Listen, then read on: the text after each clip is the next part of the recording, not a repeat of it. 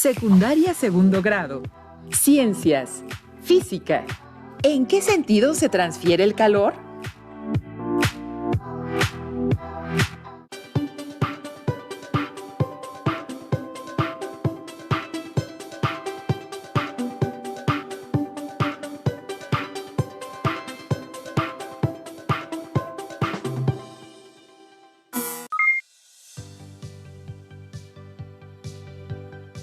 ¿Qué tal, alumnas y alumnos de segundo de secundaria? Bienvenidas y bienvenidos a una emisión más de Aprende en Casa 2, en la asignatura de Ciencias Física. En esta ocasión nos acompaña la profesora Alejandra Briseida Trejo Castañeda. Bienvenida, maestra. Muchas gracias, Enrique. Es un gusto poder participar con todas y todos ustedes. En esta sesión aprenderemos sobre el calor y lo analizaremos a través de situaciones cotidianas. Nuestro propósito es identificar el calor como transferencia de energía. Y el título de la sesión es ¿en qué sentido se transfiere la energía? ¿Ustedes en casa ya tienen listos sus materiales? Es importante que tengan a la mano su cuaderno, lápiz o pluma y su libro de texto. Recuerden que debemos estar tan preparados como lo hacemos en el salón de clases. También es importante que su espacio de trabajo esté libre de distracciones para que construyamos un buen aprendizaje. No olviden tomar nota de las dudas que les surjan o cualquier dato que consideren importantes para que posteriormente las revisen en su libro de texto o fuentes de información confiables. ¿Todos listos? ¡Comencemos! Maestra Alejandra, ¿cómo empezamos a abordar el tema? ¿Sabe? De pronto, sentí que hace mucho frío. Creo que necesito una chamarra que me dé calor. ¿Sabías que en realidad la chamarra no te proporciona calor? Que el calor lo produce tu cuerpo. La función de la chamarra es impedir que el calor salga. Esta actúa como un aislante. Lo que hace es guardar el calor que tú produces. Maestra, no me queda muy claro. Si yo produzco el calor, ¿por qué siento frío? ¿Podría ayudarnos a explicarlo? Claro que sí. Para empezar, veamos el siguiente video donde nos dicen qué es el calor y la diferencia entre este y la temperatura. El calor se transfiere de tres formas diferentes: por conducción, convección y radiación. La conducción implica la transferencia de energía térmica de un objeto a otro, siempre y cuando estén en contacto. Los metales, por ejemplo, son muy buenos conductores de calor. Si calentamos el extremo de una barra de metal, poco a poco el calor se transferirá a lo largo de todo el material hasta que éste alcance la misma temperatura. Este principio se utiliza en la plancha eléctrica, pues al planchar el calor de la base de metal se transfiere a la ropa por conducción. En la convección, la energía térmica se transfiere en todas las zonas de un líquido o gas caliente. Aquí vemos un ejemplo. La parafina de la vela que se quema transfiere calor al aire que está alrededor de la flama. Ese calor se transmite a las capas superiores del aire, las cuales comienzan a moverse y a su vez generan el movimiento del reguilete. Otro ejemplo de convección es la manera en que se mueve el aire dentro de una habitación con calefacción. El sistema libera aire caliente que, al ser más ligero que el aire frío, asciende y al enfriarse se hace más denso y desciende. Ahora bien, para la transferencia de calor por radiación no se requiere que haya contacto entre los cuerpos, pues el calor se transmite en el vacío. Es así como la energía térmica del Sol llega a la Tierra. Aún después del video, no me queda muy claro la diferencia entre calor y temperatura. ¿Podríamos profundizar en la diferencia entre estos dos? ¿Qué existe entre ellos? Sí, por supuesto que sí. Primero, vamos a recordar que existe un tipo de energía a la que se le conoce como energía térmica. Esta energía se origina por el movimiento y la posición de los átomos que componen la materia. Entiendo que toda la materia está compuesta de, pequeñas ¿Qué digo pequeñas? Pequeñísimas esferas llamadas átomos. Pero, ¿cómo es eso de que se mueven? ¿Los átomos de este pizarrón que está detrás de nosotros se mueven? Así es. Aunque ese pizarrón a simple vista parece inmóvil, si pudiéramos ver sus átomos, estarían vibrando y cómo se mueven. Deben tener energía cinética. La energía térmica es la energía mecánica de los átomos que componen la materia. Y entre más energía cinética tengan los átomos, mayor será la cantidad de energía térmica. Maestra, pero dígame, ¿cómo podemos saber cuánta energía térmica tiene un cuerpo? ¡Qué buena pregunta, Enrique! Una forma de medir la energía térmica es conociendo la temperatura. La temperatura nos dice la cantidad de energía cinética promedio que tienen los átomos o partículas que conforman un cuerpo u objeto. Nunca me hubiera imaginado que los termómetros realmente medían un tipo de energía. Entonces, ¿la energía térmica se puede transformar en otra siguiendo el principio de conservación que hemos visto en sesiones pasadas? Así es. De hecho, las transformaciones de energía térmica son las que usamos en nuestro día a día. Dime, Enrique, además de ponerte una chamarra o un suéter, ¿qué harías si sientes frío? Pues se me ocurre frotar mis manos. Muy bien. Por favor, frota tus manos y dime, ¿qué sientes? En casa también realicen esta actividad y anoten en su cuaderno qué cambio percibieron. Pues cuando froto mis manos siento cómo sube la temperatura. Igual pasa si froto mis brazos con las manos, también siento calor. Eso ocurre porque estás transformando energía cinética en térmica. ¡Qué interesante, maestra! ¿Y qué pasa con el calor, maestra? ¿Qué es el calor? En la vida cotidiana es muy común que se confundan los conceptos de calor y temperatura. Estos se encuentran relacionados, pero tienen un significado diferente. El calor es la cantidad de energía térmica que se transfiere entre dos cuerpos que se encuentran a diferente temperatura. Maestra, ¿podríamos explicarlo con un ejemplo? Es que todavía no me queda muy claro esto de la temperatura. Vamos a realizar un pequeño experimento. Ustedes en casa tomen nota de los materiales que utilizaremos para que puedan repetirlo. Lo que necesitaremos será 2 vasos de vidrio o plástico con agua hasta la mitad. Es importante que ambos vasos se llenen con agua del mismo lugar. Si vamos a usar agua de la llave o de algún recipiente que tengamos en casa, recuerden vertir de la misma agua en los dos. Un recipiente vacío donde quepa el agua de los 2 vasos, hielos, un termómetro, una cuchara y un vaso de unicel. Primero, vamos a tomar la temperatura del agua que está en los 2 vasos. Enrique, ¿podrías ayudarme a tomar la temperatura? Por supuesto. Vamos a ver.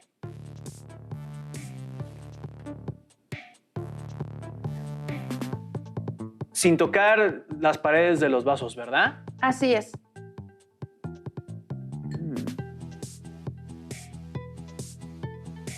Ya tengo la primera. 20 grados. Y en cuanto pasé el termómetro del vaso 1 al vaso 2, bajó la temperatura. Pero ya que lo volví a meter dentro del vaso número 2, la temperatura subió a 20 grados centígrados o Celsius, también se puede decir así. Ahora sí, ambos están en la misma temperatura. Eso significa que sus partículas tienen la misma cantidad de energía cinética. Correcto. Ahora, para que podamos observar al calor en acción, primero vamos a mezclar el agua de ambos vasos en este recipiente. Enrique, ¿podrías tomar nuevamente la temperatura? Por supuesto.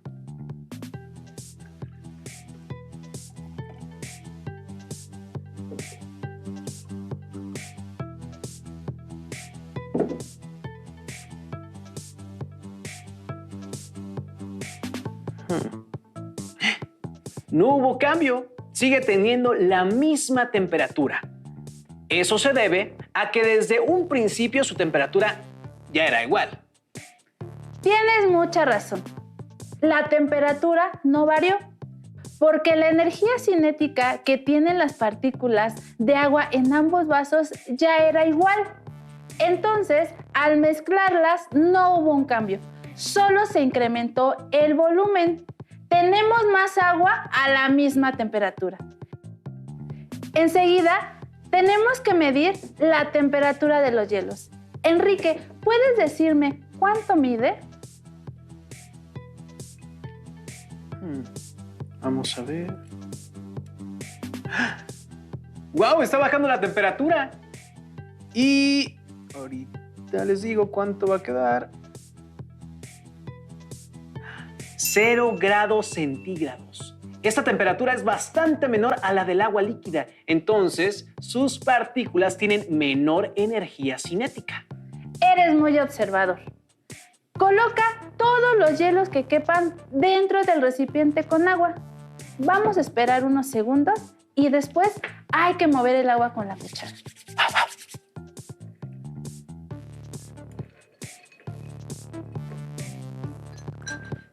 ¿Más? Sí. ¿Más? Por favor.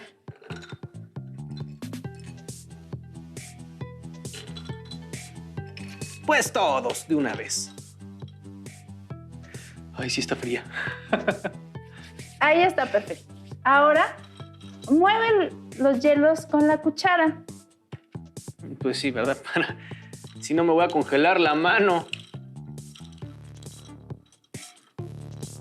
Enrique, ¿puedes tomar nuevamente la temperatura?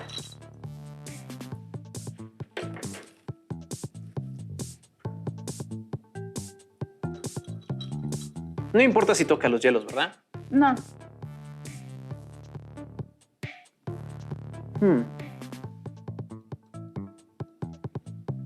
Ahora sí, ya cambió la temperatura del agua. Tenemos 5 grados centígrados o Celsius. La temperatura disminuyó bastante de la que ya teníamos en el agua. Así es. ¿Cuál fue la diferencia entre solo juntar el agua de los dos vasos y poner los hielos al agua? Pues que en un principio el agua de los dos vasos estaba a la misma temperatura y cuando los mezclamos no hubo cambio. Pero cuando le incorporamos los hielos, ahí pusimos en contacto dos cosas que estaban a diferentes temperaturas y la lectura final en el termómetro fue una temperatura intermedia entre ambos valores. Tienes mucha razón. Como te mencioné antes, el calor es una cantidad de energía térmica que se transfiere entre dos cuerpos que están en contacto. Entonces, si no hay una diferencia de temperatura, ¿no se transfiere el calor? En efecto, el calor es una energía térmica en tránsito. Si no existen dos cuerpos u objetos que se encuentren a diferentes temperaturas, no podemos hablar de calor. Ah, es por eso que cuando estamos en un cuarto que se siente caliente y alguien abre la puerta, se mete el frío. No exactamente. El flujo de calor tiene un sentido específico. Utilizando el mismo ejemplo del experimento que acabamos de hacer, llegamos a la conclusión de que como la temperatura del agua líquida era mayor a la del hielo, la energía térmica del agua tenía una mayor magnitud que la del hielo. ¿Estás de acuerdo? Sí. Yo mismo tomé la temperatura e hice esas inteligentísimas deducciones. Bueno, para que algo disminuya su temperatura, debe disminuir la energía de sus partículas. Cuando los hielos entraron en contacto con el agua, las partículas del agua empezaron a transferir una parte de su energía a las del hielo.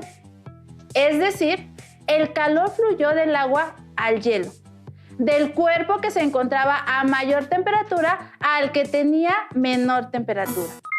El calor nunca se transfiere del cuerpo de menor temperatura a uno de mayor temperatura.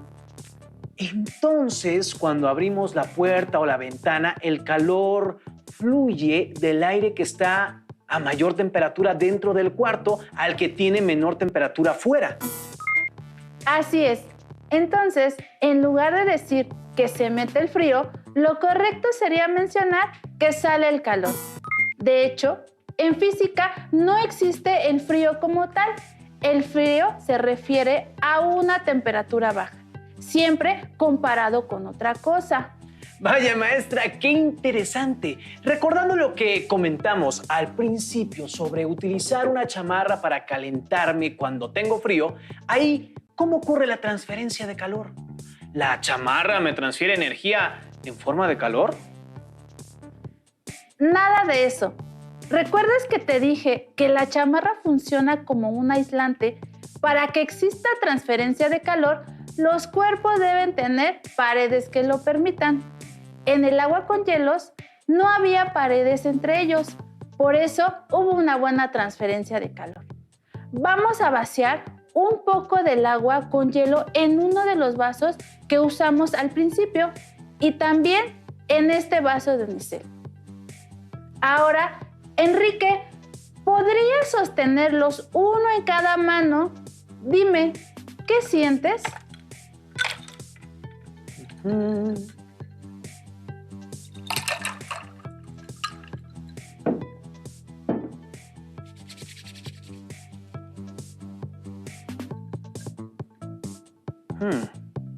Siento que el vaso normal está frío, mientras que con el de unicel, pues no siento nada. Pero mi temperatura es más alta que la del agua que está en ambos vasos, ya que la temperatura normal del cuerpo humano es de entre 36 y 37 grados Celsius. ¿Le estoy transfiriendo energía en forma de calor al agua? Sí, pero solo al primer vaso, porque su material lo permite. En cambio, el unicel no. El unicel es un material aislante térmico, lo que significa que no deja que fluya el calor. Lo que tú sientes como frío es la sensación térmica de tu cuerpo. Le estás transfiriendo más energía térmica en forma de calor al vaso que lo que puede producir tu cuerpo. Por eso sentimos frío. Es decir que cuando siento frío es porque mi cuerpo está entregando más calor que el que produce. Y si me pongo ropa abrigadora, que funciona como este vaso de unicel, ya no puede transferirse el calor y por eso ya no siento frío. Lo entendiste a la perfección. Además, en sentido contrario, si la temperatura del medio ambiente es muy alta, nuestro cuerpo produce sudor, que requiere calor para subir su temperatura y poderse evaporar. Ese calor sale de nuestro cuerpo y es por eso que nos refrescamos. Maestra, la energía y el calor son muy importantes por lo que veo. Recuerdo que nuestro cuerpo utiliza la energía química de los alimentos para realizar nuestros procesos fisiológicos. ¿Esto incluye nuestra temperatura? Sí. Una parte de la energía química de todo lo que comemos es transformada en energía térmica para que nuestro cuerpo se mantenga a una temperatura constante. Este proceso no se detiene, ya que nosotros constantemente estamos cediendo calor al medio ambiente. Es por eso que cuando hay temperaturas bajas podemos llegar a experimentar un poco más de hambre a lo largo del día. ¿Has notado que en la comida embolsada vienen indicadas la cantidad de calorías que tienen los alimentos? Sí, maestra, pero dígame, ¿qué es una caloría? Aunque digo, todos los empaques lo tienen, nunca me había puesto a pensar en eso. Hasta el momento, habíamos estado midiendo la energía en joules. De hecho, fue James Prescott Joule quien realizó una serie de experimentos con los cuales demostró que el calor es una forma de energía. Antes de él, se creía que el calor y la energía eran cosas diferentes y la cantidad de calor se medía en calorías. El experimento de Joule consistía en una tina con agua que tenía unas aspas adentro. Esas aspas estaban conectadas por un cable a una pesa. Cuando se movía la pesa, esta accionaba las aspas dentro de la tina. La fricción ocasionada por el movimiento de las aspas realizaba un trabajo sobre el agua, transfiriendo la energía, y así aumentaba su temperatura. Fue en 1843 cuando sus investigaciones lo llevaron a establecer el equivalente mecánico para el calor. Además, se estableció la relación entre joules y las calorías. De vez en cuando trataré de revisar cuántas calorías tiene lo que compro en la tienda. Esa es muy buena idea. Alumnas y alumnos, ¿por qué no toman 3 alimentos empacados que tengan en casa? Buscan la cantidad de calorías que tienen y las convierten en joules. Maestra, quisiera saber otros procesos donde se involucre la transferencia de energía como calor. El calor es una forma de energía necesaria para que ocurran algunos procesos naturales como la formación de rocas o la existencia de corrientes marinas. Además, permite realizar diversas actividades y es útil para el funcionamiento de algunas máquinas. Vamos a realizar un experimento. Alumnas y alumnos que nos ven desde casa, si reproducen este experimento, háganlo en compañía de un adulto en un lugar ventilado y donde no tengan nada inflamable cerca. Díganos, maestra, ¿qué vamos a utilizar? Es muy sencillo. Tan solo necesitaremos una vela, cerillos o encendedor, un trozo de papel, un plato de vidrio. Ahora vamos a encender, con ayuda del encendedor o los cerillos, este pequeño trozo de papel. Lo colocaremos sobre el plato y observaremos qué es lo que pasa.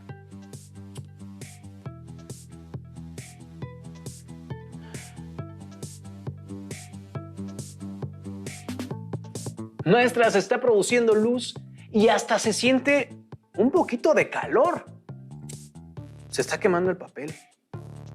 Excelente observación. Ahora, ¿podrías encender la vela? Sí.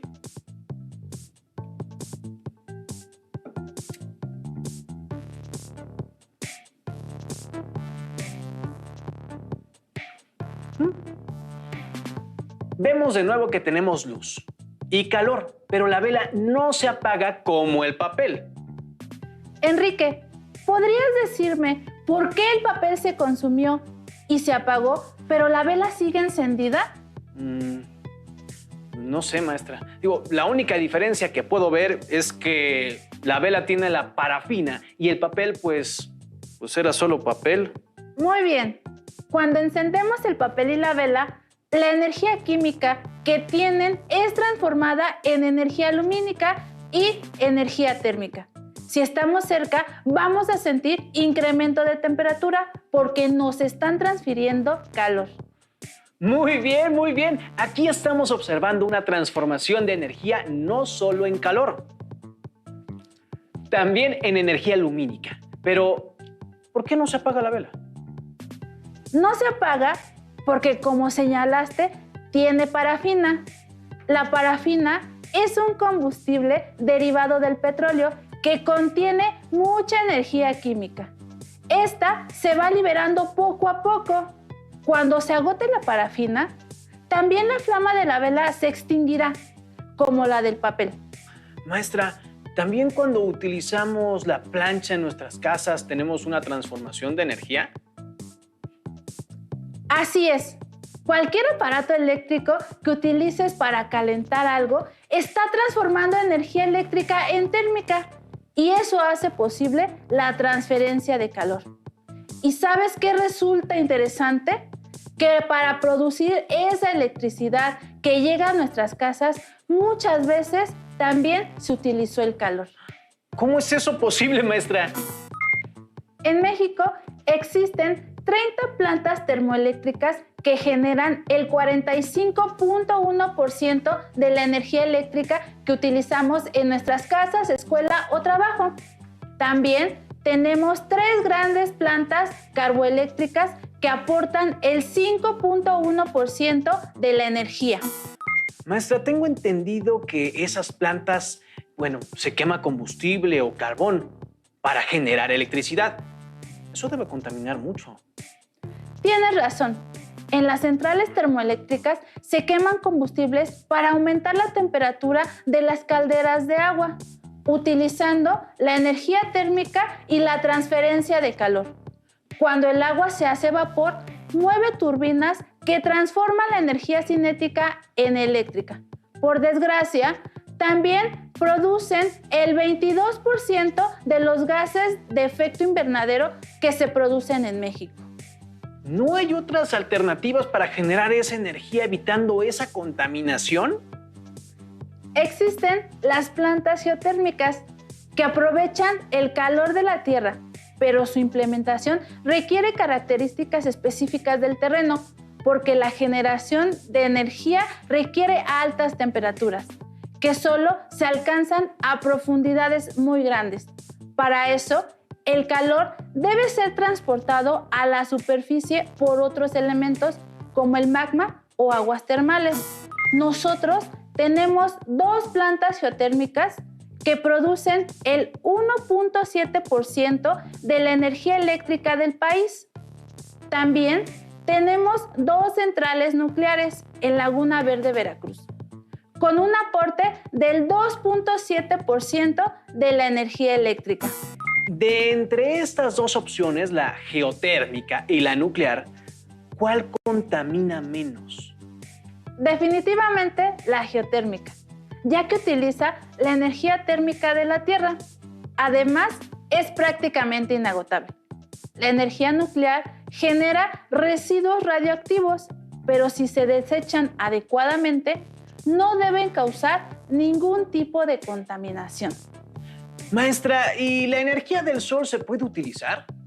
He notado que por la tarde el agua de la llave no sale tan fría. Además, si ponemos la ropa mojada al sol, esta se seca. Muy buena idea. Para responder a tu pregunta, vamos a realizar un último experimento. Necesitaremos una lámpara, una crayola y una hoja blanca. Vamos a encender la lámpara. Acercamos la crayola y después de 1 minuto observamos qué es lo que sucede.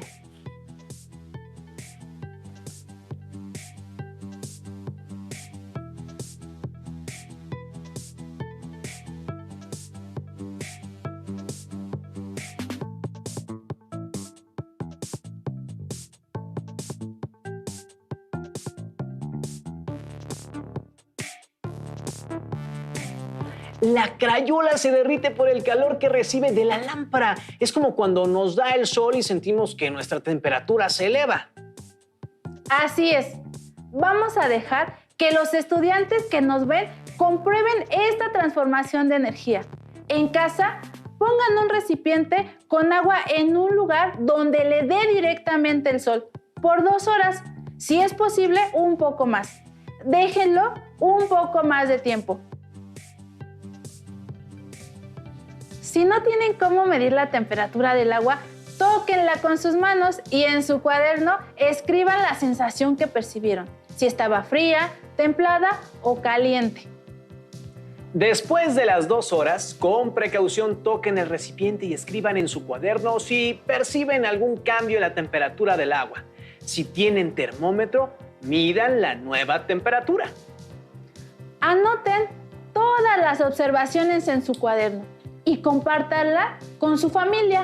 Discutan si este proceso podría servir para realizar alguna labor en su casa, sin tener que utilizar combustible como gas o carbón. Para terminar, les invito a reunirse con su familia para reflexionar y darle respuesta a las siguientes preguntas.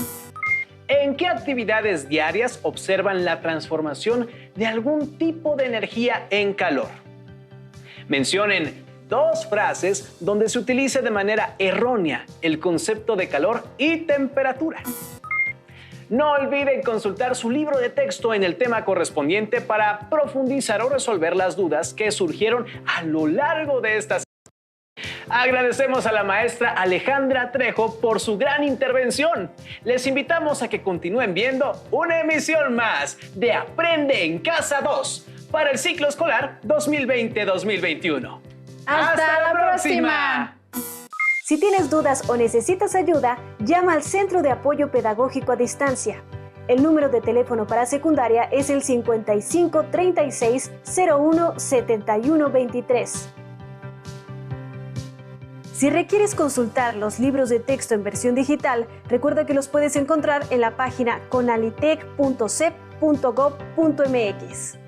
Y recuerda que también cuentas con el sitio aprendeencasa.cep.gov.mx, en donde podrás ver nuevamente los videos de los programas y además encontrarás actividades para fortalecer tus aprendizajes.